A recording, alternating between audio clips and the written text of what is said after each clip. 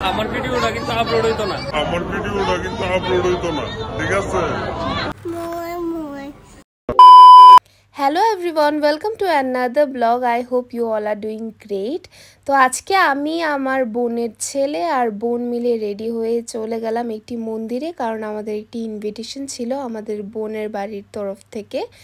তো এদিকে রমি উবের ঠিক করছিল, আর এভাবে রিয়াকশান দিচ্ছে যে মন উবের ঠিক করছে না, কোনো একটা ফাইটে যাচ্ছে। যাই হোক, ফাইনালি আমাদের উবেরটা টাইমলি এসে পড়লো। মন্দিরে আমরা এসে পড়লাম, মন্দির বন্ধ ছিল। দেখা হয়ে গেল আমার বোনের মেয়েদের সাথে, নিকি আর নেহার সাথে। তারপর সবার সাথে কথা বলছিলাম, তারই মধ্যে এই কিউটি পাইটির সাথে দেখা হয়ে গেল।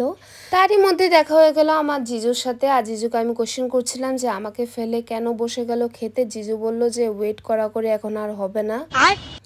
সো এই দুঃখটা নিয়ে আমি রমি দিয়া বসে গেলাম খেতে। সাইড থেকে আসলো মেজদির সাথে অনেকদিন পরে দেখা হলো। মেজদিকে খুব কিউট লাগছিল এই শাড়িটা পরে, আর দিয়াও জিজ্ঞেস করে ফেললো তুমিও পরে ফেললে শ্রাবণ মাসে সবুজ কালারের চুড়ি। তারপরে খাওয়া দাওয়া সেরে আমরা সবাই আড্ডা মারছিলাম। তারই মধ্যে আমি ওয়েট করছিলাম কোন সময় মন্দিরটা খুলবে। তারপরে ফাইনালি মন্দিরটা খুলে ফেললো, আর ঠাকুরের দর্শন পেয়ে মনটা খুব ভালো হয়ে গেল। সো গাইজ, আমি জানি আমি রেগুলারলি ব্লগ আপলোড করতে পারছি না ফর সাম রিজনস, বাট এখন থেকে আমি ট্রাই করব যাতে আমি রেগুলারলি ব্লগ আপলোড করতে পারি। তো দেখা হচ্ছে তোমাদের সাথে খুব তাড়াতাড়ি।